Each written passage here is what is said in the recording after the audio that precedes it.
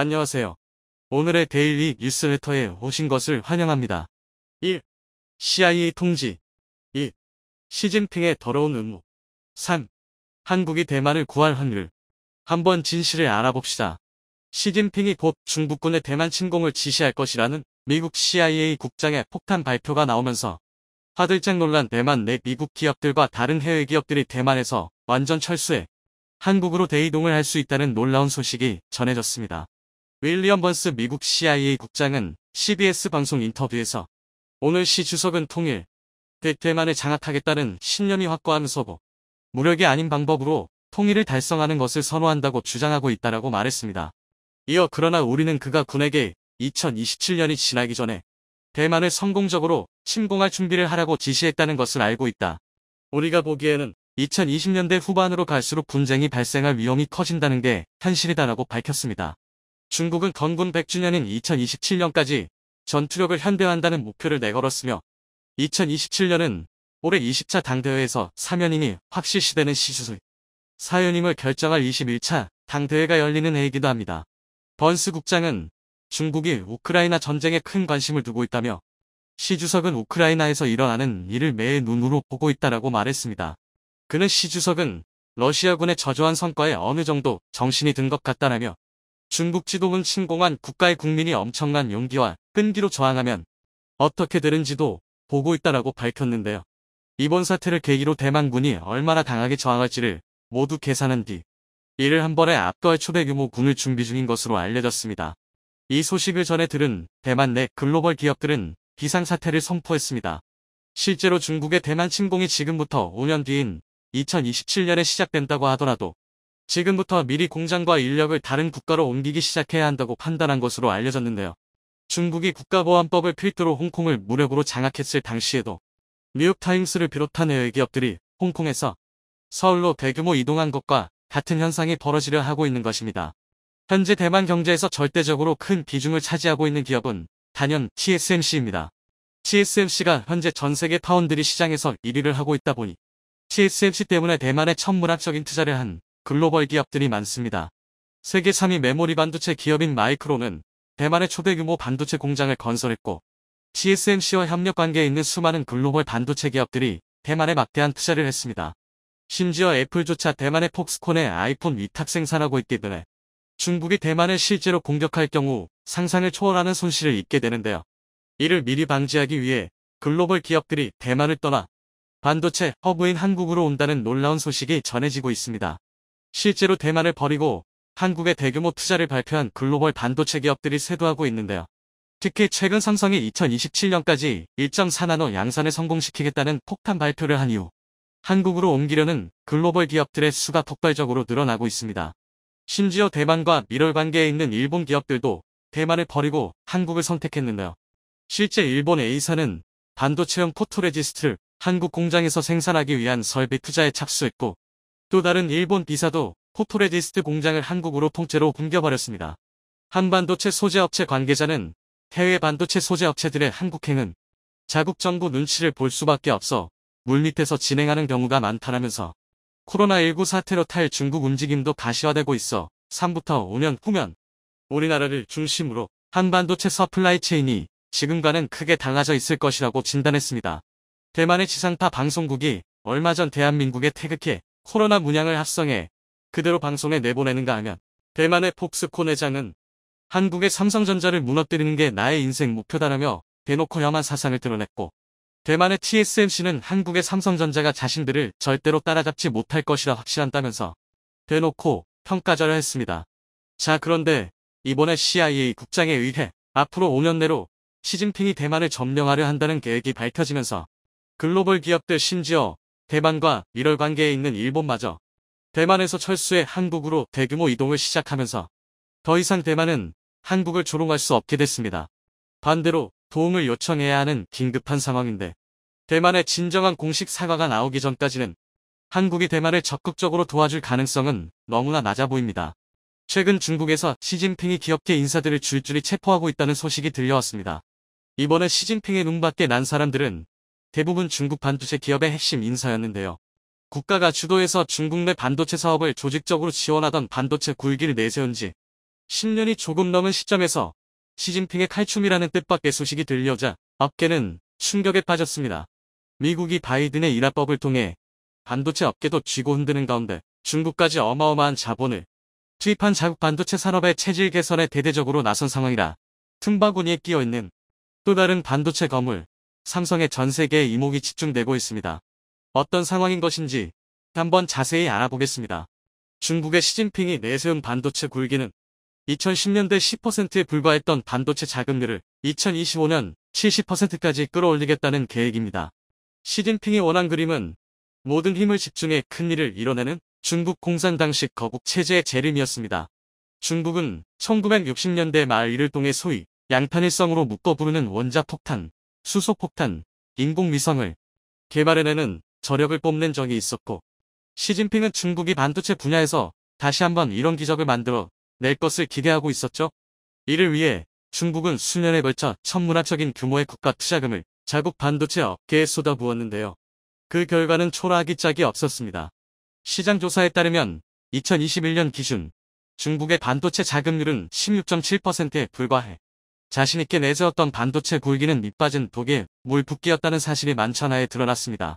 한편 쏟아부은 투자금이 무색하게도 중국의 반도체 기업들은 올해 들어 줄도산을 하고 있는 모순적인 상황이 지속되고 있습니다. 올해 8월 말까지 등록이 말소된 중국 반도체 기업은 무려 3,470곳이나 되죠. 수십조 원 규모의 금액을 집어삼키고도 성과는 거의 없고 오히려 후퇴하고 있는 이런 상황에 공산당과 시진핑은 인내심이 바닥난 모양인데요. 마침내 칼을 빼들고 중국 내 반도체 업계를 겨냥한 대규모 조사 혹은 수청에 돌입했습니다. 업계에 일대 피바람이 부는 가운데 부패와 비리에 연루되어 수많은 관계자들이 수갑을 찼습니다. 2018년 시진핑이 YNTC 공장 시찰 당시 최측근에서 수행했던 자오웨이거 전 YNTC 회장이 대표적인 예시입니다. 자오웨이기는 칭화유니 그룹, YNTC 등 반도체 굴기의 대명사와도 같은 기업들의 회장을 역임했던 인물인데요. 지난 8월 베이징 자택에서 체포된 그는 현재까지도 중국 정부의 조사를 받고 있으며 그가 받은 혐의는 일감 몰아주기입니다. 개인 소유 회사의 칭화유니 계열사의 일감을 몰아줘서 국가 투자금을 착복했다는 것입니다. 자오웨이기는 한때 업계에서 반도체 광인으로 불리던 초거물이었습니다.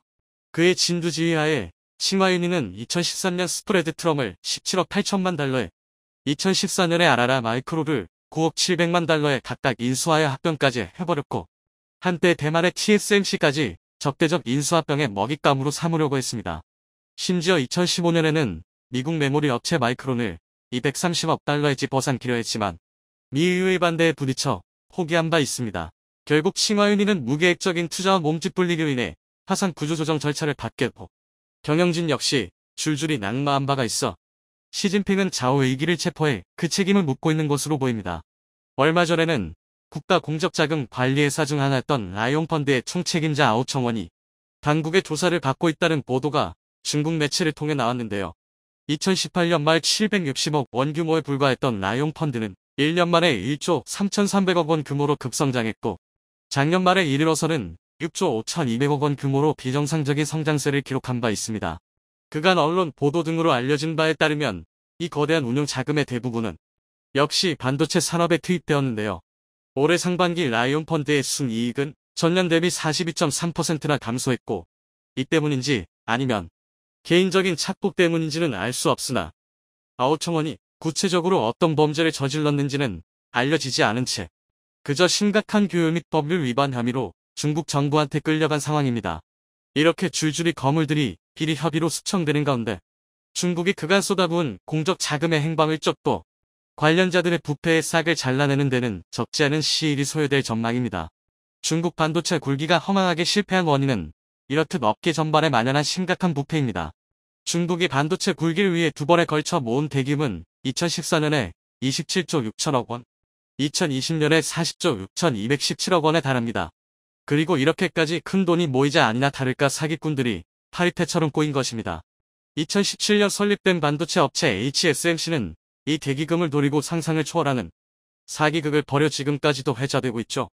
HSMC는 대만 TSMC 춘차차 건물 장상일을 CEO로 영입하는 한편 네덜란드 반도체 장비업체 아줌로부터 첨단 노광기를 도입하며 중국 내에서 유일하게 7난 5급 칩을 생산할 수 있다며 선전에 나섰습니다. 그런데 3년이 지난 2020년 중국 언론이 HSMC의 공장 건설 현장을 답사하고는 그곳에는 기본적인 철골 외에는 아무것도 없었다는 보도를 했죠. HSMC는 그 후 등록을 말소하고 흔적도 없이 사라져버렸습니다. 이런 일이 비일비재하게 일어나다 보니 수십조 규모 자금을 긁어 모아서 요란을 털었던 것에 비해서 중국 반도체 산업의 현실은 참담하기 짝이 없습니다.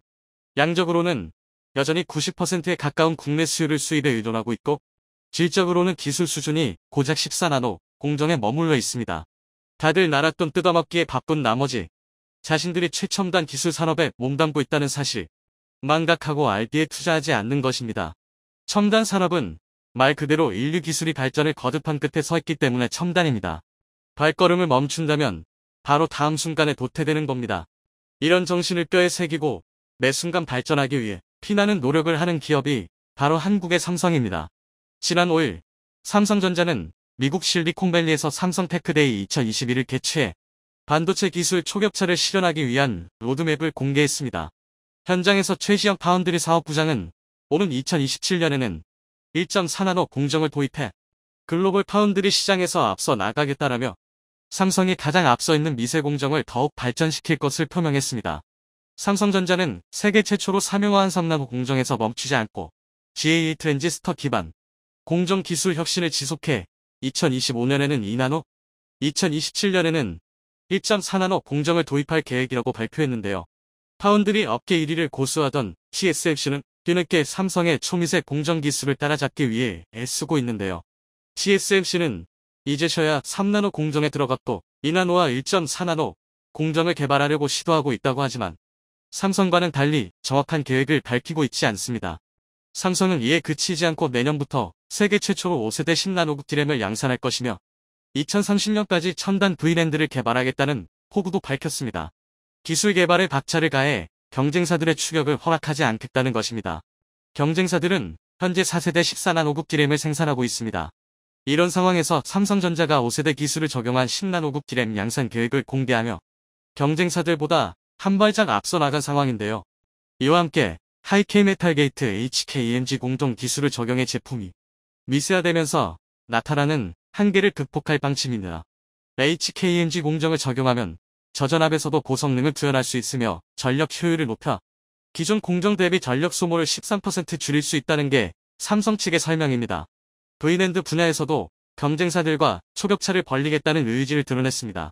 현재 삼성전자는 176단인 7세대 V랜드를 생산하고 있는데요. 경쟁사들은 올해 200단 이상 V랜드 기술을 공개하며 데이터를 저장하는 셀을 높이 쌓는 단수 경쟁을 펼쳐왔습니다. 그런 가운데 삼성이 돌연 2030년까지 1000단을 개발하겠다는 구체적인 계획을 공개하면서 경쟁사를 압도했습니다. 이렇게 기술 개발에 대한 근거 있는 자신감을 지닌 삼성은 최근 들어 대두되고 있는 전 세계적인 반도체 겨울에도 반도체 감산은 없다고 밝혔습니다. 현재 글로벌 경기 침체와 반도체의 향후 전망 악화로 인해 반도체 업계 전체가 위기를 겪고 있는데요. 인텔은 올해 들어 주가가 45%까지 폭락하며 창사 이래 최대 위기를 맞이했습니다. 미국 반도체 기업 시총 1위 엔비디아 역시 2분기 매출이 예상을 20%나 밑도는 것으로 집계되며 주가가 폭락을 거듭하고 있습니다. 인텔과 엔비디아의 부진에서 시작된 반도체 겨울로 인해 미국 최대 메모리 반도체 생산 업체인 마이크론도 시장 전망치를 크게 밑도는 매출을 기록했고 이에 따라 내년 생산량을 30%나 감축할 계획을 발표했습니다. 도시바 메모리의 후신인 일본의 키옥시아 역시 메모리 생산 감축 계획을 공식화했고 이에 따라 삼성전자 역시 감산 바람에 동참할 것이라는 관측이 이어졌는데요. 정작 업계 1위 삼성은 현재로서는 감산에 대한 논의조차 없다고 선을 그었습니다. 삼성의 이런 행보에 대해 월스트리트 저널은 삼성전자는 고난 이후의 미래를 준비 중이라고 분석했습니다. 파운드리에 대한 삼성전자의 야심찬 투자와 반도체 산업에 점증하는 정치화는 삼성전자의 장기적으로 순풍이 될 것이라고 했는데요.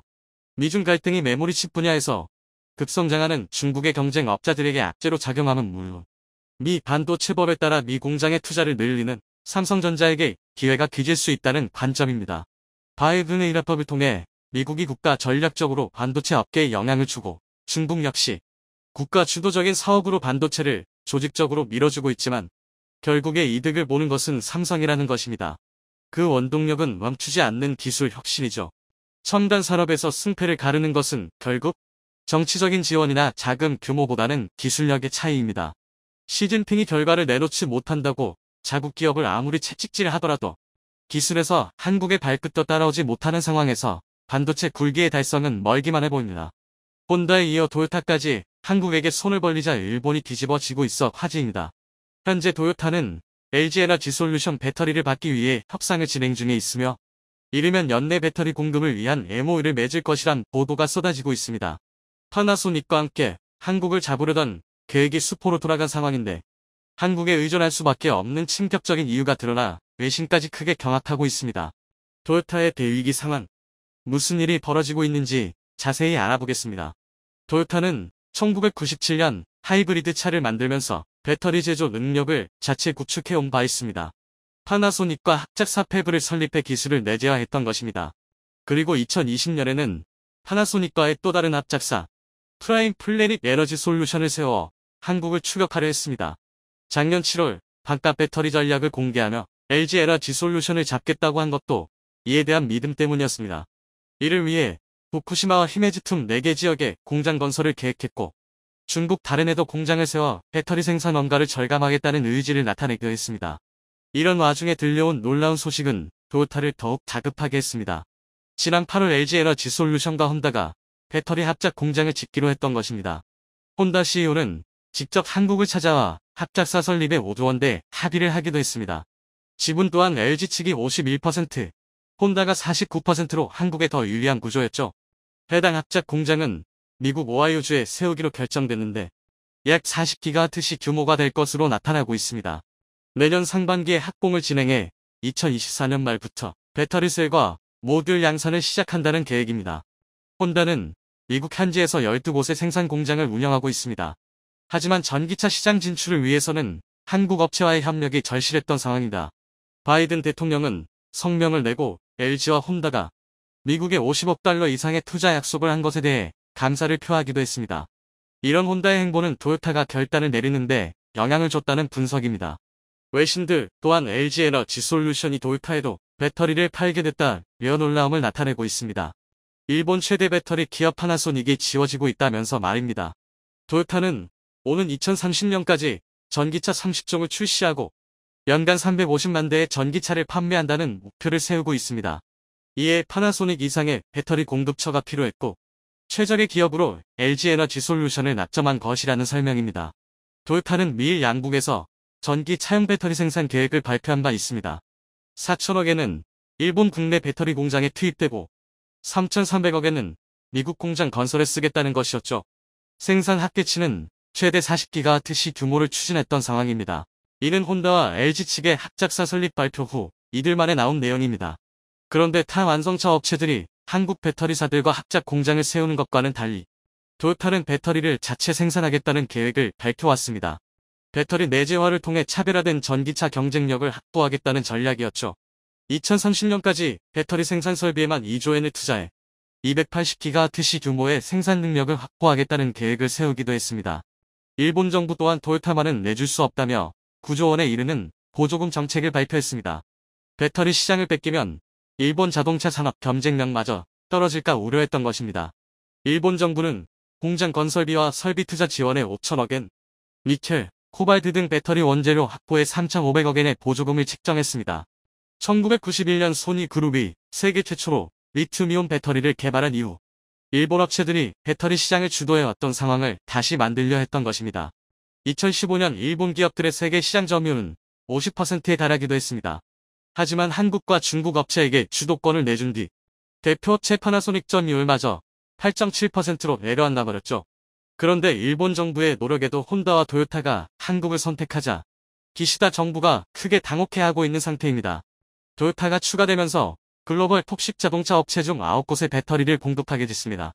자국 부품사를 선호하는 일부 업체들이 LG 에너지 솔루션과 연이어 손을 잡는 것은 미국 내 생산 능력과 앞선 기술력 때문으로 풀이되고 있습니다. LG 에너지 솔루션은 세계 최초로 하이니켈 배터리를 양산했고 충전 속도가 대폭 개선된 실리콘 음극재 배터리까지 개발해내고 있습니다. 또 파우치형, 원통형 등 다양한 제품군을 보유하고 있죠. 그 결과 중국 시장을 제외한 글로벌 배터리 시장에선 점유율 36%로 1위를 차지하고 있는 상황입니다. 미국 전기차 시장은 전 세계에서 가장 빠르게 성장하고 있습니다. 2021년 64GW시에서 2025년 450GW시로 가파른 증가가 기대되는 상황입니다. LG에너지솔루션은 북미 생산 능력 확대를 위해 20조 원 이상을 투자한다는 계획입니다. 2025년 이후 해당 지역에서 255GW시 이상의 생산 능력을 갖추려 하는 것입니다. LG에너지솔루션의 전체 카파 가운데 북미 지역 비중은 올해 7%에서 2025년 45%로 확대가 예상되고 있습니다. 고성능 순수 전기차 300만 대 이상을 생산할 수 있는 양입니다. 하지만 일본 파나소닉의 미국 공장은 테슬라 기가팩토리 공장 내 한 곳뿐입니다. 파나소닉은 미국에 40억 달러 투자 계획을 밝히기도 했는데 캔자스주에 투자하겠다는 계획을 급하게 오클라호마 부근으로 변경하는 등 공장 설립에 가피를 잡지 못하는 것으로 나타났습니다.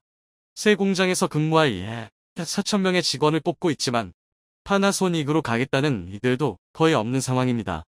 전 세계 완성차 업체들은 배터리사와 합작법인을 설립하는 방식을 선호하고 있습니다. 배터리 내재화를 실현하기에는 천문학적인 비용과 시간이 들기 때문입니다. 대형 배터리사와 얼마나 빨리 파트너십을 맺는지가 향후 실적을 좌우하는 것입니다. LG에너지솔루션은 인플레이션 감축법 발의 이후 본격적으로 미국 현지 투자에 나서고 있습니다. 즉, 혼다 스텔란티스와의 합작법인을 통해 미국에만 총 5개 공장을 지을 예정입니다. 그리고 향후 도요타가 해당 자리에 더 추가되는 상황입니다. 파나소닉의 우선순위 또한 도요타가 아닌 테슬라입니다. 도요타와 파나소닉 합작법인이 최근 미국 현지에서 소재 공급 계약을 맺었지만 2025년부터 5년간 연 4,000톤의 탄산 리튬을 받는 것이 고작입니다. 반면 모든 소재 업체들은 한국 기업을 중심으로 몰려들고 있습니다. 이러 이후 국내 배터리 업체의 소재 확보 현상을 보면 LG에너지솔루션은 캐나다 업체로부터 항상 코발트 7,000톤과 약 25만 톤에 이르는 수산화 리튬을 공급받고 한국 포스코에서도 양응급제를 대량 공급받는 계약을 맺고 있습니다. 21 백악관은 배터리 원료를 미국에서 생산하는데 약 4조 원을 지원하겠다고 밝혔고 한국 및 동맹국들과 함께 안정적인 공급망을 구축하겠다는 의지를 보이기도 했습니다. 인프라법에 근거해 책정한 보조금 중 28억 달러를 12개 주에 있는 20개 배터리 기업에 지급하기로 한 것입니다. 보조금을 받는 기업들의 자체 투자까지 포함하면 약 90억 달러가 리튬과 흑연, 니켈 등 전기차 배터리 원료의 개발 및 생산에 투입되는 것입니다. 그런데 선정된 20개 업체 중 국내 배터리사에 이미 소재를 공급하거나 예정인 곳도 상당합니다. LG에너지솔루션에 천연 흑연을 공급하기로 한 호주 시라가 대표적입니다. 모잠비크에서 광산을 운영 중인 시라는 내년 미국 내 공장을 설립하려 하고 있습니다. 결국 한국 기업의 핵심 열쇠를 주자 미국 측 인사들도 연일 한국을 방문해 협력을 요청하고 있습니다. 18일 미국 오하이오주 경제개발청은 한국에서 기자간담회를 열고 투자 유치를 하기도 했습니다. 오하이오주는 LG에너지솔루션과 GM의 합작법인 얼티엄 셀즈 공장이 있는 곳입니다. 또 혼다와의 배터리 합작사 또한 오하이오주에 건설될 예정입니다. 그리고 포스코 케미칼은 GM에 이어 포드에도 대규모 양극재 공급을 추진하고 있습니다. 이는 소재 공급망 다변화를 노리는 포드 측의 요청에 따른 것입니다. 포드 최고 경영자는 지난달 한국을 찾아 리튬과 니켈 등 배터리 광물 분야에서의 협력을 요청했죠. 포스코는 현재 고순도 니켈 및 수산화, 리튬의 국내 생산을 준비 중인 상황입니다. 포스코 케미칼이 미국 포드에 수십조 원 규모의 양극재 공급을 계획하자 이는 일본 내에도 전해져 자신들만 뒤처졌다며 크게 한탄하는 모습을 보이고 있습니다. 실제로 자원 확보에 실패하고 기술력이 낮은 파나소닉을 찾는 이들은 거의 없기 때문입니다. 이런 상황에 일본은 전고체 배터리로 상황을 역전시키려 하기도 했습니다. 도요타가 1,000건 이상의 전고체 배터리 관련 특허를 확보하고 있어 이를 활용하려 했던 것입니다. 이는 전 세계 전고체 배터리 특허의 40% 규모입니다. 도요타는 작년 9월 세계 최초로 전고체 배터리차를 공개하기도 했습니다. 하지만 그뿐이었고 IG에너지솔루션이 해당 기술력마저 능가해버렸죠. 상온에서 출방전 수명이 500회 이상인 전고체 배터리를 개발한 것입니다. 500번 이상의 충방전 이후에도 80% 이상 잔존 용량을 유지하고 리튬이온 배터리에 비해 에너지 밀도가 약 40% 높아 기술적 진일보를 이뤄냈다는 평가를 듣기도 했습니다. 해당 연구는 최고권위 과학저널 사이언스지에 실리기도 했습니다. 게다가 포스코 그룹이 전고체 소재 사업에도 박차를 가하고 있어 향후 미래 배터리 시장에서도 한국이 주도권을 쥘 가능성이 높아지고 있습니다. 이런 상황 때문에 도요타는 자존심까지 접어가며 한국 업체에게 발을 걸쳐 놓으려 한다는 분석입니다. 최고의 기술력으로 전 세계를 장악해가는 한국 배터리. 더 높은 성장을 응원합니다.